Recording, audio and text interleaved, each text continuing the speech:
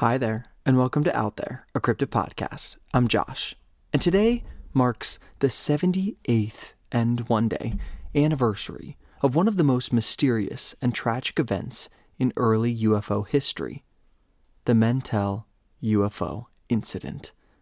On this day, back in 1948, Lieutenant Thomas Mantell, a skilled Air Force pilot, climbed into the sky over Kentucky in pursuit of an unknown object, and never returned. Let's dive in.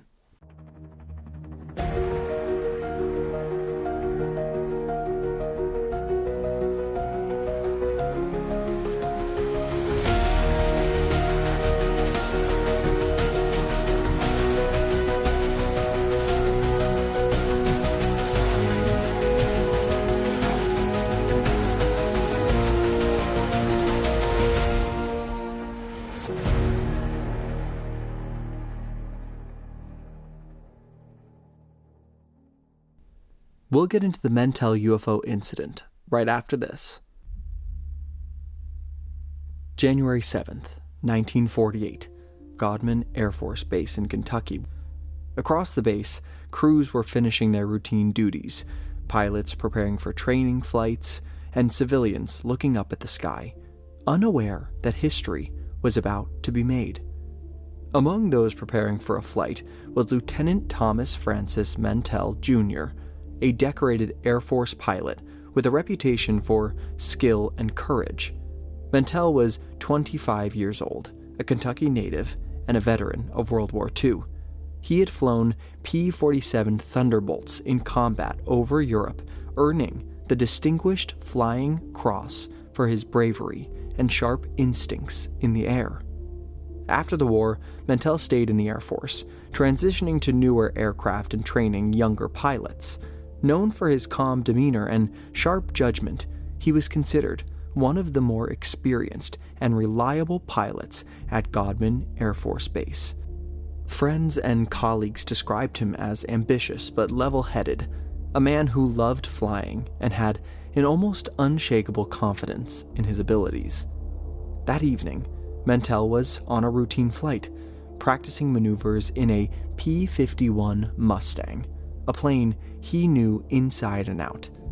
Little did he know, a series of unusual sightings in the skies above Kentucky were about to turn his ordinary mission into a story that would capture the nation's attention and become one of the first major UFO mysteries in American history. As the night wore on, reports began coming in from people on the ground. Civilians and base personnel alike saw a bright, glowing object hovering in the sky. One observer described it as, quote, very white and looked like an umbrella, end quote, while another, viewing it through binoculars, said it was, quote, oddly shaped and bright, almost like an ice cream cone topped with red, end quote. Others reported that it moved in ways no conventional aircraft could, hovering one moment, then darting at incredible speeds the next. Word quickly reached the officers at Godman Air Force Base.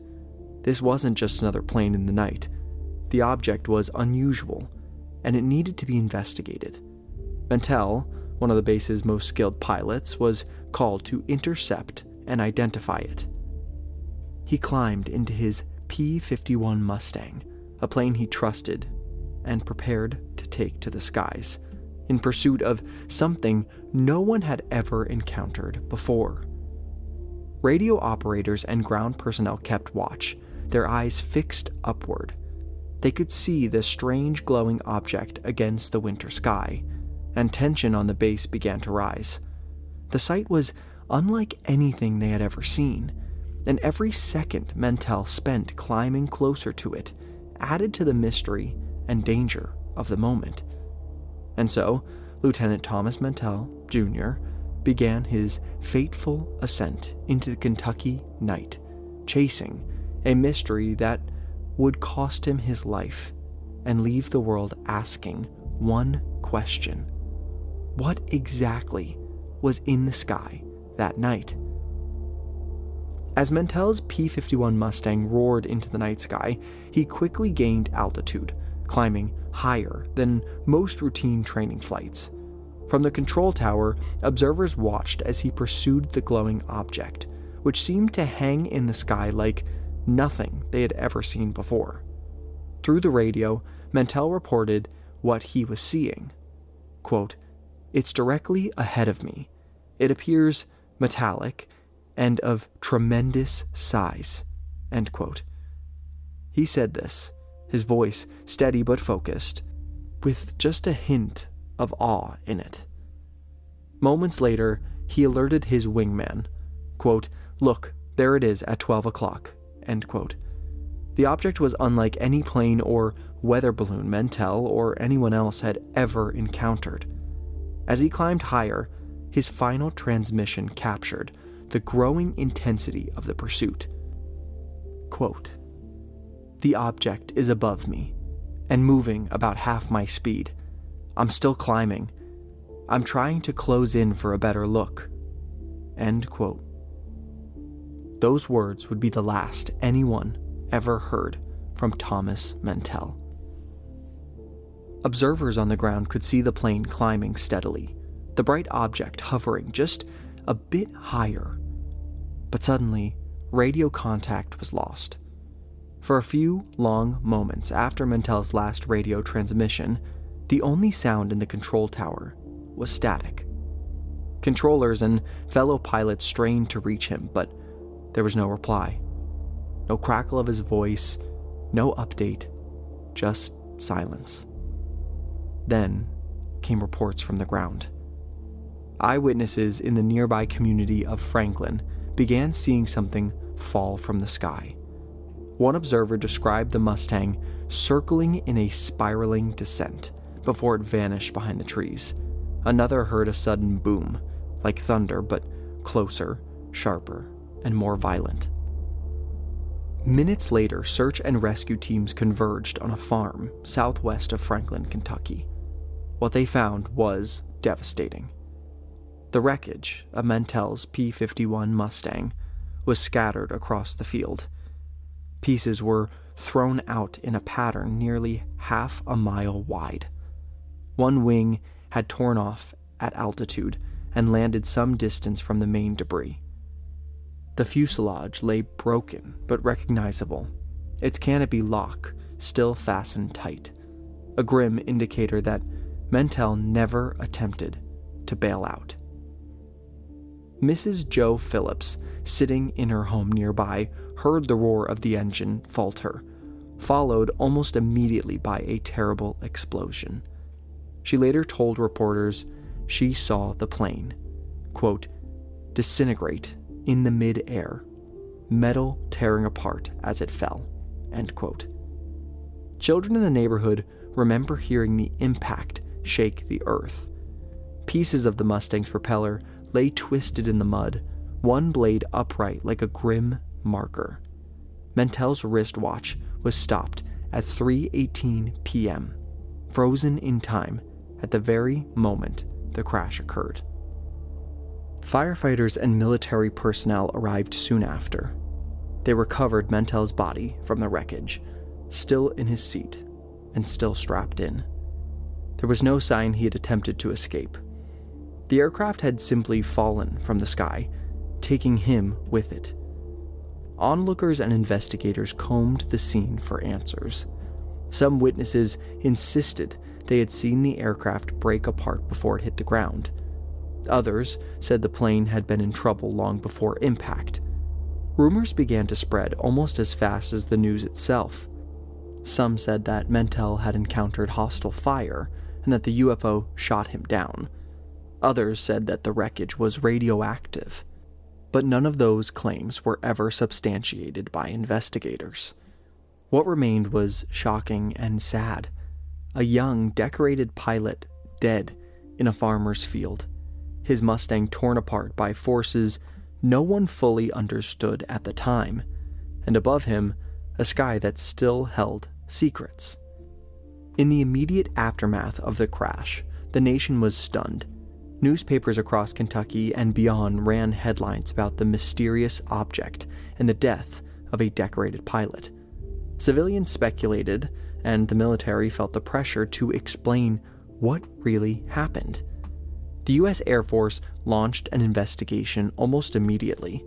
Officers examined the wreckage, interviewed witnesses, and reviewed Mantell's flight records. Initial reports acknowledged the unusual circumstances.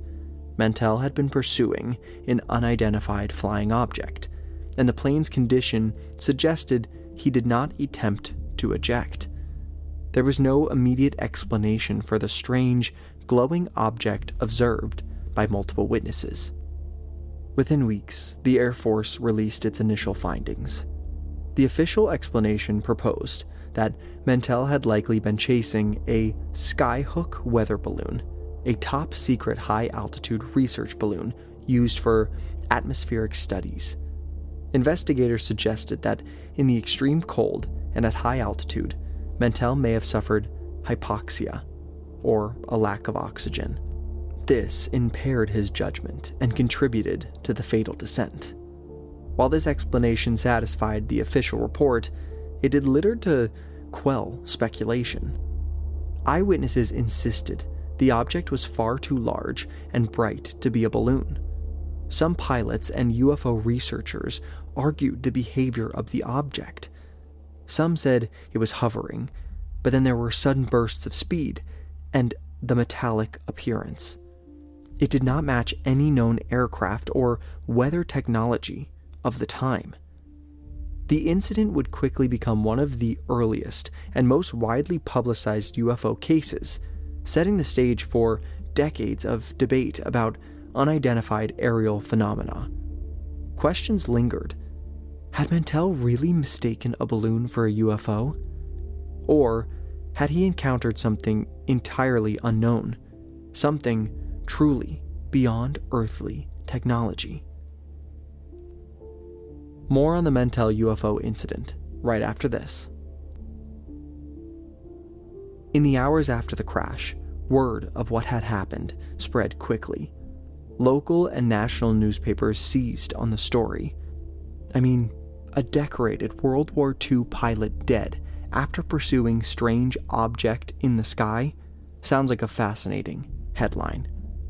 Some articles describe the case with dramatic flair, noting that Mantell, quote, died chasing a reported flying saucer, end quote, after an unidentified aerial phenomena was seen over Kentucky.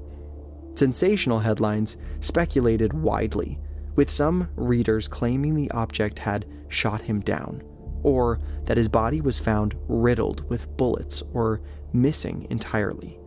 These rumors were never substantiated. The U.S. Air Force moved quickly to respond to public curiosity. In press briefings and in official communications, Air Force spokespeople offered a series of explanations that reflected both evolving understanding and a desire to reassure the public. An early press explanation stated that Mantell's death occurred while chasing the planet Venus, the brightest object in the sky that day. However, Venus would not have appeared as anything more than a dot of light in the mid-afternoon sky. As journalists pressed for answers, the Air Force kept coming back to the object seen that day being a skyhook weather balloon, which was part of a then classified program. An official summary prepared for press and internal Air Force inquirers suggested that a balloon had been released and was in view of Godman Field around the time of the sighting. One contemporary piece described how frantic reporters had contacted astronomers and weather officials, who were quoted saying such objects could be ordinary balloons catching sunlight, and urging that, quote, the brilliant object seen was a balloon, according to astronomers and weathermen, end quote.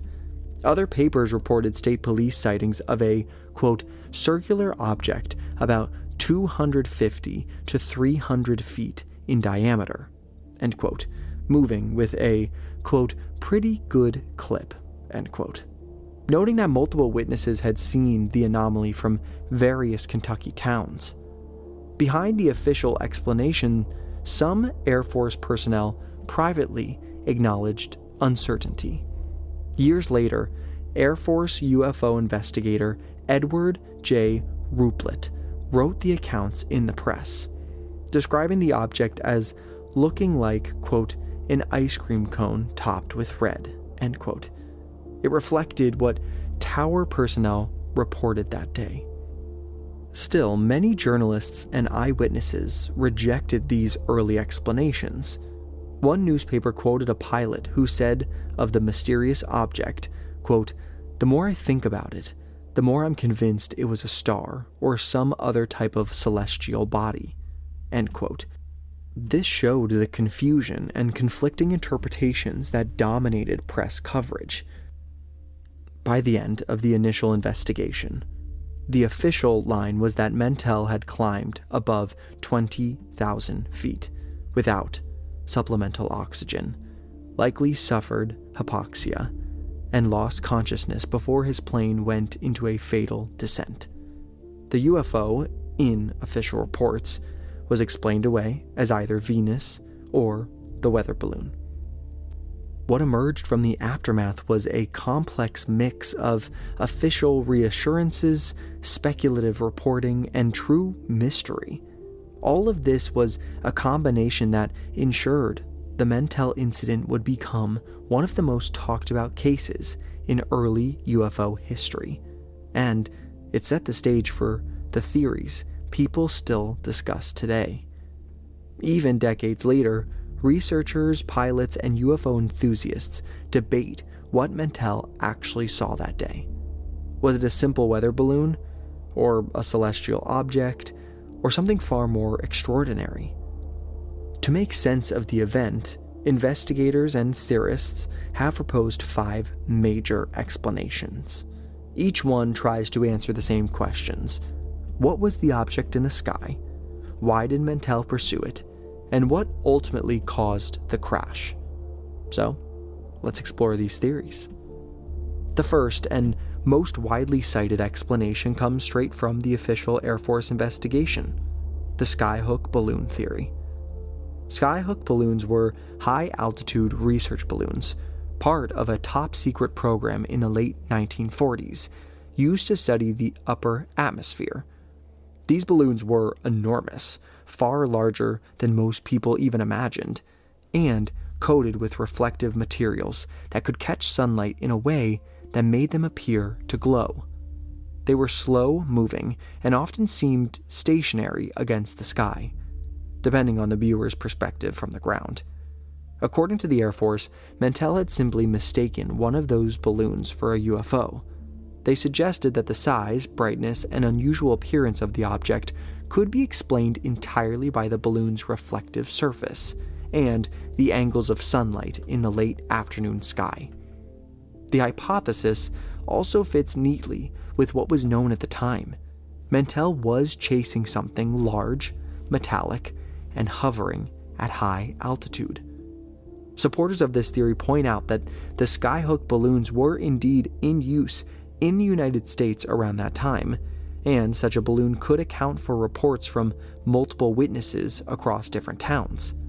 The Air Force urged that Mantell's climb above 20,000 feet without supplemental oxygen led to the hypoxia, causing him to misjudge the distance, size, and speed, ultimately leading to his fatal crash. Critics, however, have raised several objections. Many eyewitnesses insisted the object was far too large, bright, and dynamic to be a simple balloon. Some described sudden bursts of speed, unusual shapes, or movements inconsistent with anything tethered to Earth. Even some pilots who studied the case noted that while the skyhook balloon theory was convenient, it didn't fully explain what Mantell or the ground observers reported. So, in short, the skyhook explanation remains the official story, plausible in theory, consistent with known technology, and supported by Air Force documentation. But it also leaves questions unanswered, fueling decades of debate over whether Mantell had truly misidentified a balloon, or whether the object he pursued was something else entirely. Now, we touched upon this next theory already, but the second major theory in this case is the hypoxia and pilot error.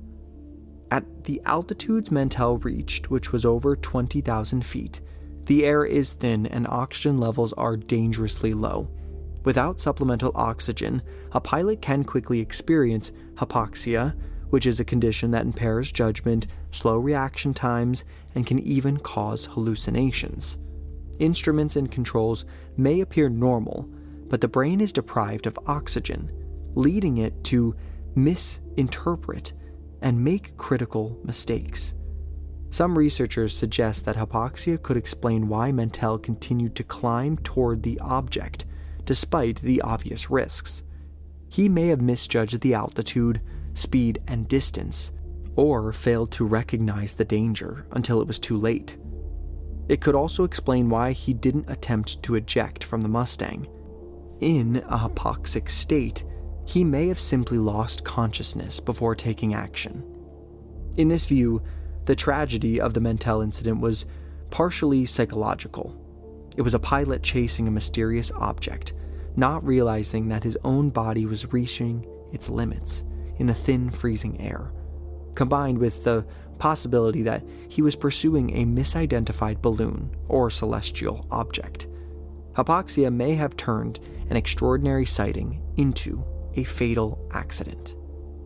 Now, while hypoxia and pilot error could explain Mantell's fatal decision in the air, they don't fully answer the question of what he was chasing, or what people on the ground were seeing. Some early investigators and even Air Force officials proposed a simpler explanation. Perhaps Mantell and the ground witnesses had misidentified a bright celestial object, most likely the planet Venus. Venus, the third brightest object in the sky after the sun and moon, can appear surprisingly luminous under the right conditions. On clear days or late afternoons, it can seem large, almost like a glowing metallic disk. For someone scanning the sky at high altitude, or from a distance, it could easily be mistaken for something closer, like an object hovering, moving strangely, or even reflecting sunlight in unusual ways. Proponents of this theory point to the timing of Mantell's flight and the alignment of Venus in the Kentucky sky. They argue that the planet's brilliance and position could explain reports of a bright hovering object, especially for ground witnesses who may have lacked depth perception for context. In this scenario, Mantell's climb above 20,000 feet and eventual hypoxia, compounded with the misinterpretation, turned an ordinary celestial body, which sounds sci-fi but is the technical term, into a deadly pursuit. Critics, however, are quick to point out the limitations. Many eyewitnesses described an object that appeared far too large to be Venus, and some noted movement inconsistent with a stationary planet. Photographs or telescope observations of Venus would show a small point of light, not the metallic disk reported by multiple observers. Even the Air Force admitted that while Venus might have contributed to confusion, it couldn't account for all the details described that day. Still, the Venus theory remains an important piece of the puzzle. So, while we have a weather balloon, hypoxia, and the planet Venus, another line of speculation turns the story toward the early Cold War and secret military projects. Some researchers and enthusiasts have suggested that Mantell may have encountered a top-secret experimental aircraft. The late 1940s was a period of intense innovation and secrecy. The U.S. military was developing new high-speed jets, reconnaissance planes, and even prototype weapon platforms, many of which were classified at the time. It's possible, some argue, that Mantell's glowing metallic object was a craft unknown to the public, an aircraft possibly being tested far from prying eyes. Supporters of this theory point to the object's reported size, brightness, and unusual movement. Unlike a weather balloon or Venus, the object reportedly moved in ways that suggested propulsion and maneuverability. Some pilots reviewing the case noted that no known conventional aircraft at the time could have performed the maneuvers described by witnesses. However, there's a major problem. No records or corroborations exist for any experimental craft in that area at the time. Unlike skyhook balloons or Venus, this explanation relies largely on speculation and circumstantial evidence. Even within Air Force circles, no documentation has ever surfaced that confirms such a secret aircraft was in flight over Kentucky that afternoon. Still, the theory persists because it bridges the gap between the mundane and the extraordinary. It's a reminder that in the early days of the Cold War, unknown technology wasn't necessarily extraterrestrial, but it could still appear mysterious to pilots and civilians alike. The final and perhaps most intriguing theory is the one that has captured the public imagination for decades. The idea that Mantell encountered an extraterrestrial craft, a UFO, unlike anything produced on Earth. We have to remember that witnesses on the ground described a massive metallic object that glowed brightly and moved in ways inconsistent with known aircraft, from hovering almost motionless to suddenly accelerating at impossible speeds. The behavior of the object seemed to defy the laws of physics, as it was understood in 1948. Mantell's final radio transmission, reporting the object's immense size and metallic appearance, only intensified the mystery. Proponents of the UFO hypothesis argue that the Air Force explanations like balloons, hypoxia, or Venus fail to account for these unusual characteristics. They point to the coordinated reports from multiple towns, the distinct shape described by several observers, and the object's apparent interaction with Mantell, which led him to pursue it to his death. Some UFO researchers even suggest that the incident demonstrates the potential danger of early UFO encounters. Mantell's decision to climb without supplemental oxygen might not have been simple human error. Instead, it could have been a reaction to something so unfamiliar and compelling that he felt compelled to investigate it at all costs. Critics on the extraterrestrial explanation caution that there's no concrete evidence, no physical artifact, no recovered craft. So, how can you prove this theory? Yet, the story endures in UFO lore because it raises questions that remain unresolved. What was Mantell chasing? What were the people on the ground seeing? Was it a craft from another world? Or was it something Earth-based, simply misunderstood or misperceived under extraordinary circumstances?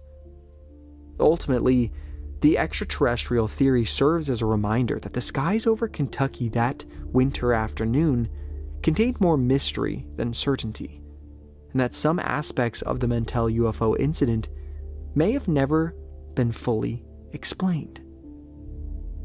More on the Mantell UFO incident right after this. The Mantell incident didn't just shock Kentucky. It sent ripples across the nation and shaped the way Americans thought about UFOs. For the first time, a highly trained, decorated pilot had died while pursuing an unknown object in the sky, giving the UFO phenomenon a tragic, very real human cost. In fact, some researchers consider Mantell's death to be the only well-documented case in which a person was killed by a UFO, or as a direct result of pursuing one, making it unique in UFO history. News coverage at the time fueled curiosity, speculation, and even debate.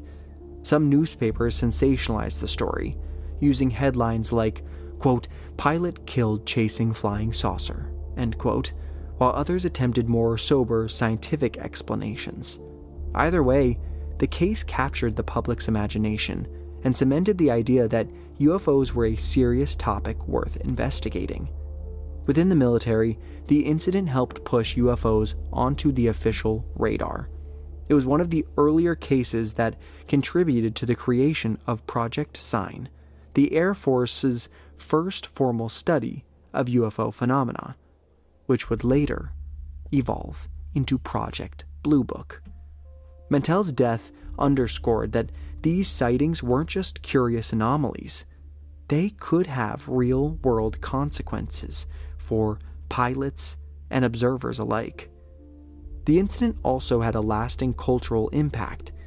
It entered UFO lore as one of the first fatal UFO encounters, inspiring books, documentaries, and countless discussions about the possibility of extraterrestrial visitation. To this day, Mantell is remembered not just as a skilled pilot, but as a symbol of the risk faced when humans confront the unknown. Even decades later, the Mantell UFO incident continues to influence how both skeptics and believers approach reports of unidentified aerial phenomena. It's a reminder that mystery, tragedy, and the unknown often intersect in ways that leave a lasting mark on history. As for my take, honestly, we may never know the full truth. The skyhook balloon and hypoxia explanations do make sense, and I understand why the Air Force put those forward. But when you look at all the eyewitness reports together, it's hard for me to not think there was something genuinely unusual in the sky that day. I could see a world where this object was fleeing from his plane or just heading back into space, and he felt the need to keep pursuing it and made a fatal error. I also think it's important to remember the time period. This was the late 1940s, the very beginning of the Cold War. If the military had made a mistake, lost a pilot, or encountered something they couldn't explain, I don't think they would have been quick to admit that. Whether it was to avoid blame, prevent public panic, or protect classified information, the government had every incentive to simplify the story and move on. So, while there may be logical explanations on paper, I don't think that automatically means we were told the whole story. But here's the truth. We will most likely never know what happened 78 years ago today to Lieutenant Mantell. So, what do you think? Are UFOs really out there?